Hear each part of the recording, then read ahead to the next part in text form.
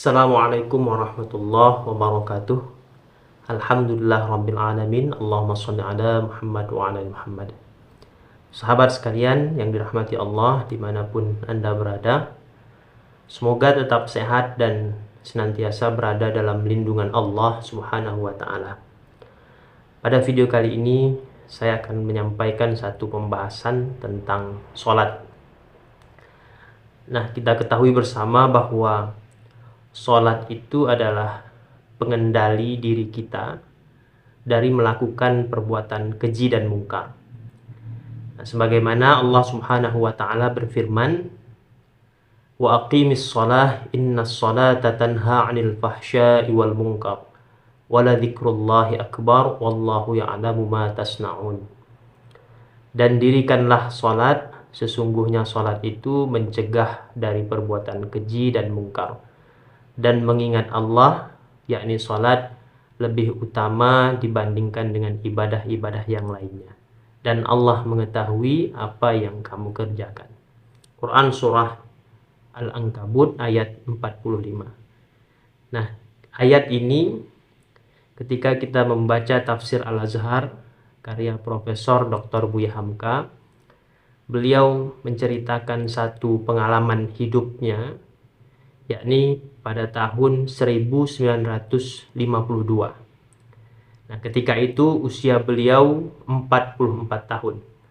Nah, masih tergolong usia yang muda dan usia-usia produktif.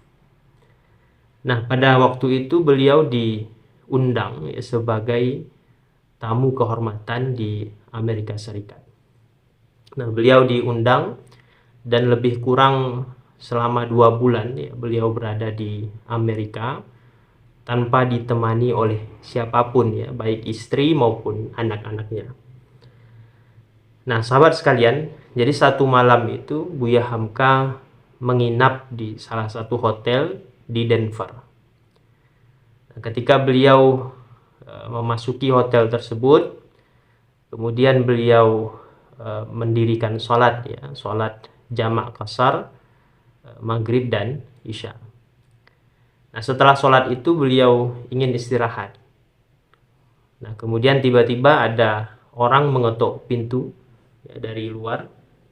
Nah, kemudian Buya Hamka membuka pintu tersebut dan dilihatnya ada seorang pelayan hotel. Nah, apa yang pelayan hotel itu lakukan? Nah, pelayan hotel itu menawarkan kepada Buya Hamka, barangkali malam itu Buya Hamka ingin tidurnya ditemani dengan seorang perempuan muda. Nah, ketika mendengar itu, Buya Hamka mengatakan, pada waktu itu batinnya sangat bergejolak. Apalagi beliau sendirian tanpa ditemani anak dan istri beliau. Nah, tapi apa yang dilakukan Buya Hamka pada saat itu? Nah, yang terkenang di Buya Hamka adalah baru saja beliau selesai mendirikan sholat. Nah, beliau berpikir, kalau saya menerima tawaran ini, nanti bagaimana dia akan menghadap Allah ketika besok waktu subuh. Bagaimana dia sholat subuh besok menghadap Allah Subhanahu wa ta'ala, sementara sebelumnya dia sudah melakukan suatu perbuatan yang amat sangat keji. Nah, Buya Hamka mengatakan lagi, bagaimana besok ketika sholat subuh aku membaca iftitah, inna sholati wa nusuki wa mahyaya wa mamati lillahi rabbil alamin, dan seterusnya.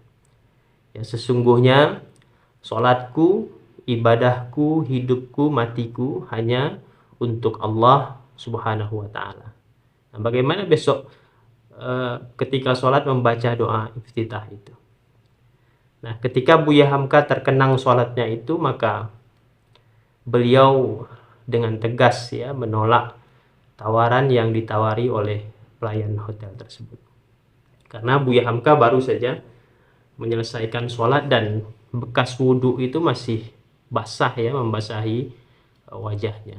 Jadi dengan tegas beliau menolak tawaran tersebut. Nah, kemudian Buya Hamka menuturkan, ketika keesokan harinya beliau mendirikan sholat subuh.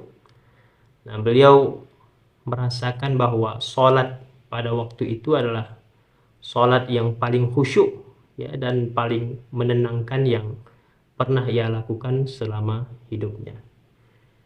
Nah, sahabat sekalian yang dirahmati Allah Subhanahu wa taala, dari kisah Buya Hamka ini menunjukkan bahwa betapa sholat itu benar-benar dapat berfungsi sebagai perisai ya bagi diri kita dalam menghadapi setiap godaan gitu ya, yang sekali waktu itu bisa saja meruntuhkan bangunan keimanan dan ketakwaan kita kepada Allah Subhanahu wa taala.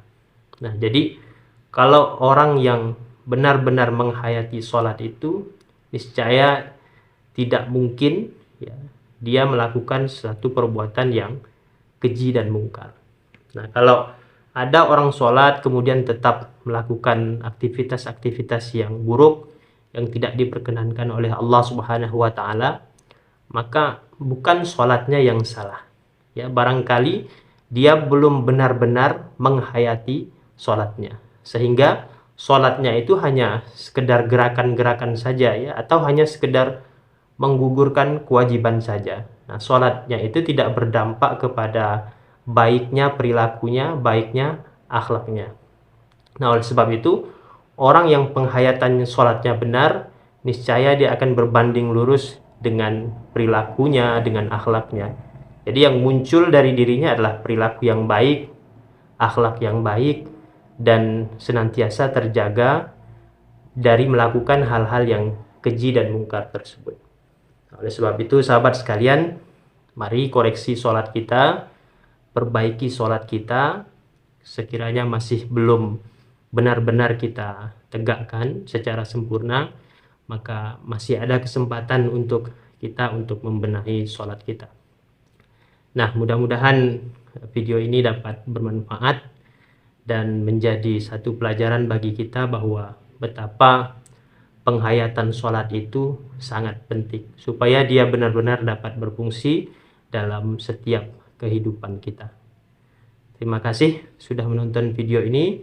Saya akhiri billahi fisabilil haq, fastabiqul khairat. Wassalamualaikum warahmatullahi wabarakatuh.